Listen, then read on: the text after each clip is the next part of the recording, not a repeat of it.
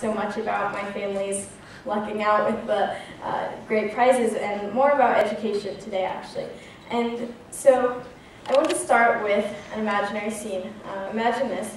You hear clinking glasses of bubbly champagne, and you see waiters tentatively walking past carrying platter after food.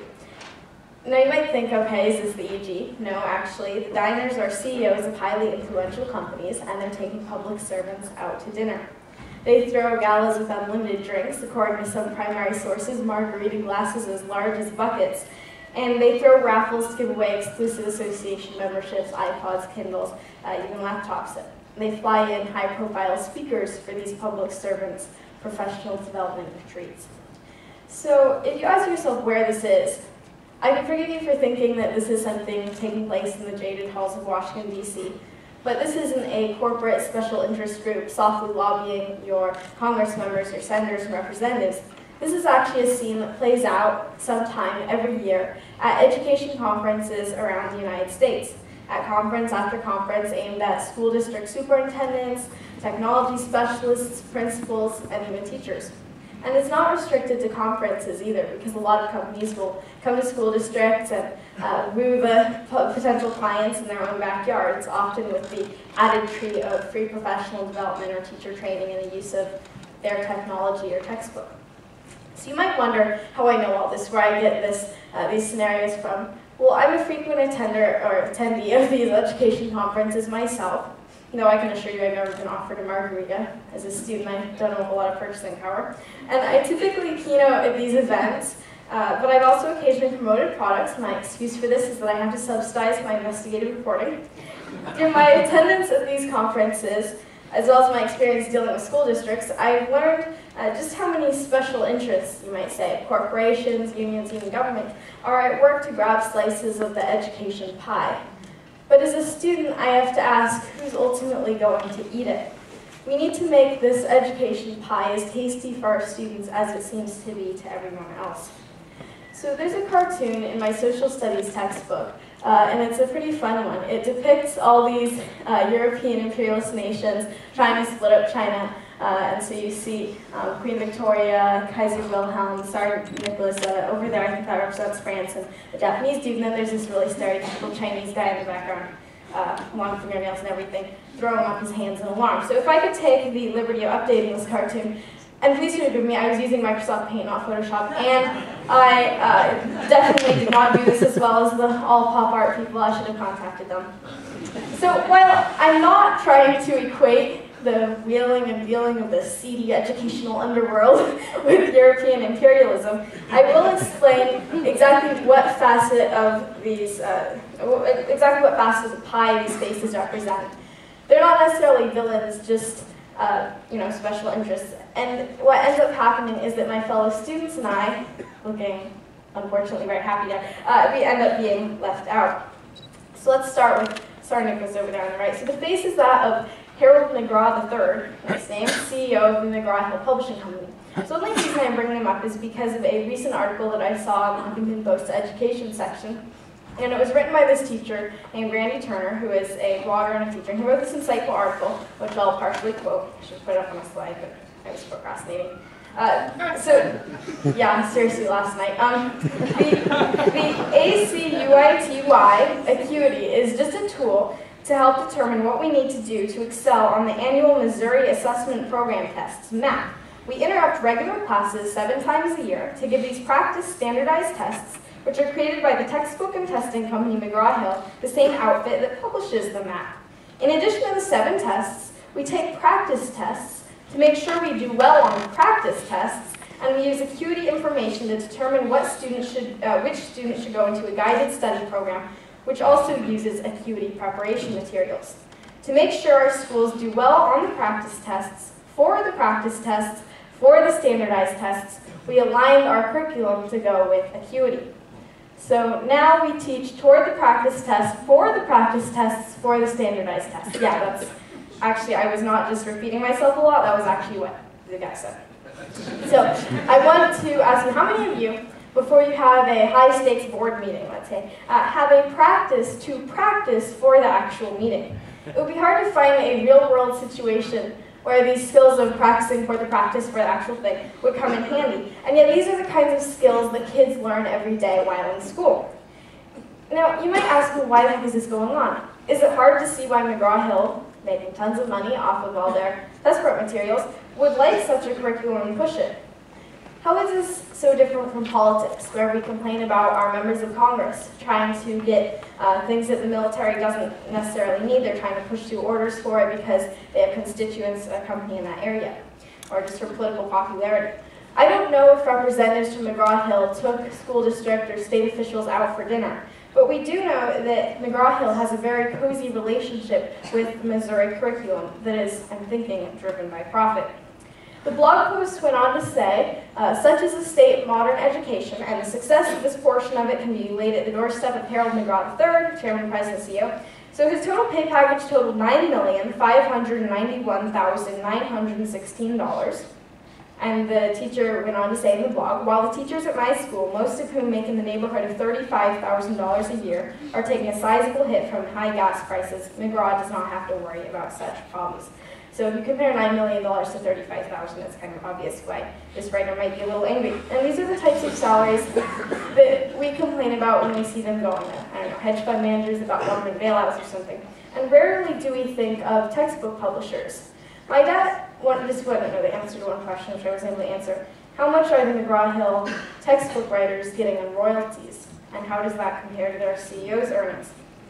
So, to stop bragging on the poor guy, I want to point out that while the CEO's yearly salary may be fairly high on the scale, and this seems like a really flagrant example, schools teaming up with companies to exclusively use that company's products and services is hardly new, because my experience at education technology conferences has shown me what often happens when companies take school district officials out for dinner. Now, to continue quoting the article, the teacher said, I can't argue with success. 2 studies have been released showing that the use of Acuity has resulted in dramatic increases in standardized tests. Of course, both of these studies were financed by McGraw-Hill, and each featured results from only one school, but who am I to argue with scientific studies? How is this different from the Food and Drug Administration, using studies funded by pharmaceutical companies? I'm familiar with an interactive whiteboard company which constantly cites all this research, and it shows that students made immediate gains in learning when they had this interactive whiteboard in their class. Great. Well, curiously, the interactive whiteboard company funded the study. And, you know, we see all these things coming in like, I don't know, rutabagas will extend your life and stuff. They're really funded by a rutabaga growing association, obviously hypothetical. But when it comes to studies being funded by companies that will make money if you buy their stuff, then you can find it in a lot of industries. The difference is that I'm thinking most of you think that education, medicine, government, all of this is more sacred. And it should be, because it's not ultimately the superintendents or the companies, or even usually the teachers who get the raw end of the deal. It's the students who have to sit and wonder why their school bought interactive whiteboards and then teach the teachers how to use them, or see our orchestra or drama class struggle for money when for some reason the school just bought brand new microphones for every room. I'm not opposed to education technology. It's one of the things that I advocate when I go to conferences. I talk about, you know, this is how it can be best used, etc. But I am opposed to companies that, you know, sell all this technology, they dump it in a school and walk away without showing how it is best used. Now, again, to go back to my experience attending these education conferences, I know that showing off your product in the booths on the exhibit floor is only half the deal. The other half comes from giveaways, raffles to equip your library with 30 new computers, if you'll just write down your name, phone number, and school district, please. The galas with wine and cheese that extend into the night, connections exhibitors make with school district superintendents on bus rides to welcome parties at museums, and cards being handed across the bus's aisles. It's frightening to me that sometimes education company people know the names of more decision makers in my school district than I do. But in many cases, that was the reality that I saw. You might think that I'm being overly critical of companies that, you know, have to make money somehow, but it's really not limited to for-profit companies. The drive for money continues, strangely, even in the halls of government, which you think, well, they fund education, so what the heck is going on? Well, the Department of Education at the federal level is very limited in its power. There's seriously a little booklet that was being handed out at some of these conferences that said, this is all the stuff we can't do, which was pretty incredible. But it can offer 2 things to schools, the carrot or the stick. We saw the stick in No Child Left Behind, taking money away from schools which weren't performing well on tests, and then the carrot in Race to the Top and other initiatives. It's like, I'll give you money if you do well. Some technology grants come to purchase new technology, and school districts and states pitted out against each other to get more money from the federal government and also more money per student. And most people don't know that for every student that a school gets, they get a certain amount of money, and it depends on how many courses they'll take, but I found this out kind of the hard way. So I go to an online public school called Washington Virtual Academy, or WAVA. Funding for them comes from the Monroe School District. I'm currently in my second semester of 9th grade. And last semester I thought, okay, I'm going to take cooking and drama at my local school, Redmond Junior High. So I took those two electives, but a different kind of drama would soon erupt. Because as it turned out, I was over my course limit. You see, the amount of money that a school gets from the school district or from the government or whatever is from the number of classes that you take, and in that case, I was over the limit. I could only take 1 year-long elective through Redmond Junior High, or 2 semester-long ones over 2 semesters, but not 2 semester-long ones in 1 semester. So I was told to drop a class and take it next semester. But I had already enrolled in it, and so it was a bit of a pain. My mom called up the the school districts and lectured them. She said, education rules should be made to help students advance and reach their full potential. And they told her, well, it's because it's about the money. The number of courses a student takes determines how much money they get. Neither district wanted to give me the extra course because they wouldn't get that extra money. And I thought that this whole obsession with I need to get this money for this hour that so-and-so has their butt in the chair in the classroom was a little ironic for a system that we call public education and free. Eventually we made enough of a ruckus online that the curriculum provider for my online school found out it was solved, and I was allowed to take French online despite the fact that they weren't receiving money for the enrollment, which was very kind of them. And I finished the classes with all A's. But this experience taught me that in too many cases, education is not about letting kids reach their full potential, as school districts often have as their slogans. It's often about money. And in my experience, I saw these 2 school districts squabbling like estranged siblings, trying to get a bigger share of their parents' money. And I just thought it was disgraceful for education management to be this way. So originally you've watched the documentary film Waiting for Superman. I see some raised hands, it was very popular. So the difficulty of firing teachers was one of the things that was featured very predominantly in the film. So you had all these teachers who were just sitting in a room in order to collect a paycheck for work they weren't doing because they were grossly negligent, but they were too difficult to fire. And this is obviously ridiculous, and that has to end. But on the other hand, I'm a teacher as well as a student, and I'm not a fan of the recent drive to fire teachers based on what can be somewhat subjective evaluation processes. Certainly every student in the classroom ought to be able to do reading, writing, and arithmetic competently.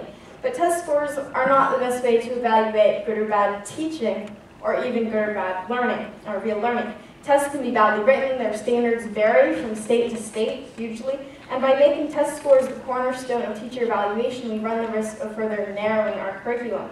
So the teachers feel pressured to become little more than test prep tutors, endlessly drilling the same facts over and over again because if your paycheck or whether you're going to get fired or whatever is tied to how well your student does on a test, you're going to be like, choose A, choose B, choose C, but that's not the best way of learning. Knowing how to create a documentary film, teach your fellow students, or even put yourself into a classical painting, these are not skills that are going to come up on your state test, but are they interesting and or useful? Definitely. I want you to all take a moment to think back to your best teachers. Who do you think of when you think of a really awesome teacher? Was it a cool science teacher? Was it your really creative language arts teacher? Whoever it was, it could even be a mentor outside of school. Were your best teachers the ones who drilled you for tests repeatedly, only teaching what would be tested, and ensuring that you had memorized the needed information extremely well? Or were they the ones who instilled a love of learning in you? There's a very memorable passage from Time magazine which quotes the former Washington, D.C. Chancellor of Schools, Michelle Rhee, and she said, and it starts with a quote, "People say, well, test scores don't take into account creativity and the love of learning. I'm like, you know what, I don't give a crap. Don't get me wrong, creativity is good and whatever, but if the children don't know how to read, I don't care how creative you are. You're not doing your job." I strongly believe that every child should know how to read and write. But I also believe that creativity is as important as literacy. I look at it this way. I would wouldn't be able to read my favorite poems if I weren't literate, but my favorite poems wouldn't exist at all if someone wasn't creative. These two things work beautifully together, but too often they're treated like things on a checklist. Number one, you know how to do this. Number two, you can be creative. They come one after another. But in my case, creativity and imagination really drove me to be literate. I wanted to read and write so that I could follow the newest bug inspector story and write long, fanciful novels of my own about escapes through floorboards out to sea. And all I can say is that I wouldn't have been nearly so enthusiastic about writing and reading and eventually publishing my books if I had been told to do handwriting practice or write stale book reports. I mean, these are the things which you often get in school. Our really creative people, our problem solvers, the type of people who come to the EG, are the people who drew cartoons on the sides of their book reports and animated them with flip books, or the people who decide to write their own novels, create their own storyboards, and animate them, not just read other people's stories or watch others' movies.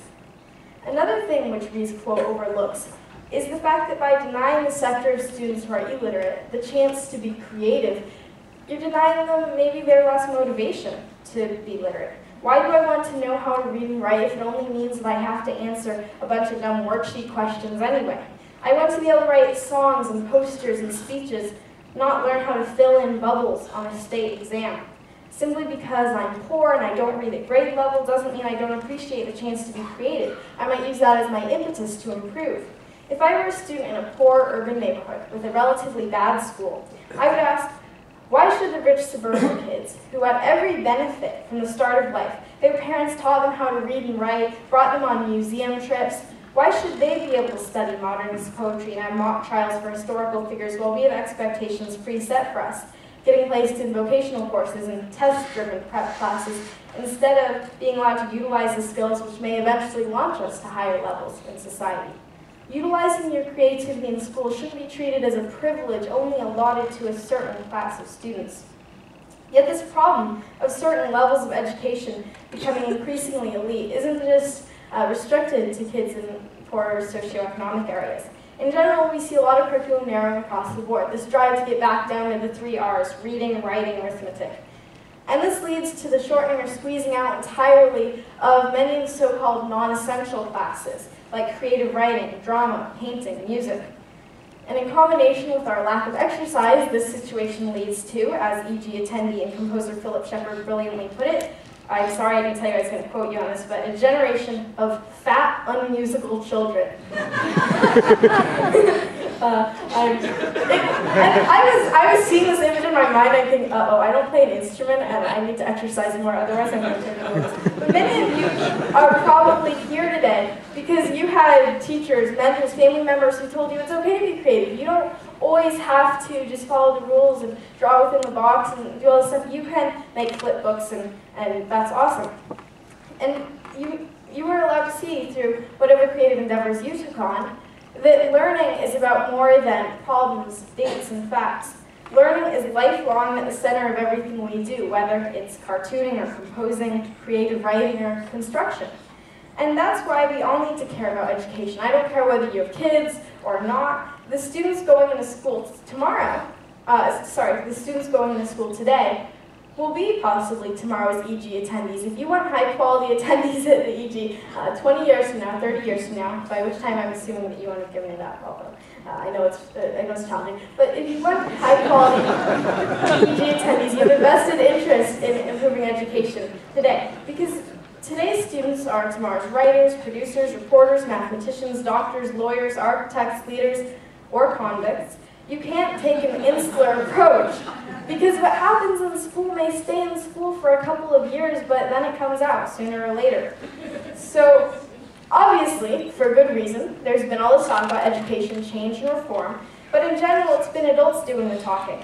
This is true for education in general. Think back to your own learning experience. How many of you sat on your school district's board of trustees, or regularly asked to testify about your learning experience and how you thought your school could be better improved? Did your teachers ask you to tell them about what they could improve?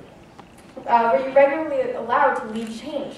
For some reason, a lot of adults overlook their most important resource, the students who go to class and sit in school every day. You'd think that education conferences, like the ones I go to, discussing students and our future, students like me would be a large attendance group. This is not the case. I'm often the only student present. One time I tried to walk into an exhibit hall, and I was about to walk up to the double doors, and the security guard stepped in front of me and said sternly, "Kids aren't allowed in this exhibit." The problem was that the conference hadn't purchased insurance for the liability that kids present. And this was at a conference discussing public education. So imagine for a second that you're about to enter this theater when you're stopped by one of the volunteers and said, "Sorry, we refuse entrance to all kinds of entertainers, magicians, actors and actresses, painters, because we didn't purchase the right kind of insurance for the liability that you present." If you're an entertainer's manager or agent, however, no problem, come right on in. I know how risky it is.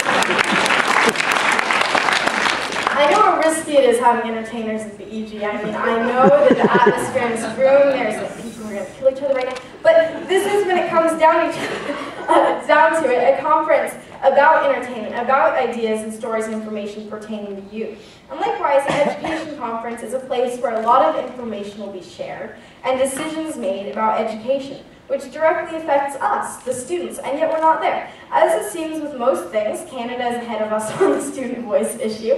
In Ontario, then a new project is starting where students meet with adult decision makers and share their views on school and how it could be improved, so take a quick look.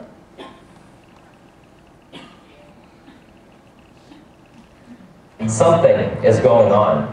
It's massive. Oh, this could be huge. It's humongous. I mean, It's real change. C'est une expérience bien spéciale. There's a movement of change in Ontario education, and it's being led by students. And that movement is Speak Up. It's students speaking up about what they want change in education. Not what the ministry wants, but what the students want. They're seeing. So we're a country that has had many rights movements, declaring independence from the British, civil rights for African Americans, women's rights, animal rights. And already this movement is starting for education to become a right, not a privilege, not only in this nation, but around the world. As we continue this discussion on our newest movement, I want to echo what Abigail Adams said in 1776 in a famous letter, which you've probably heard 1,000 times.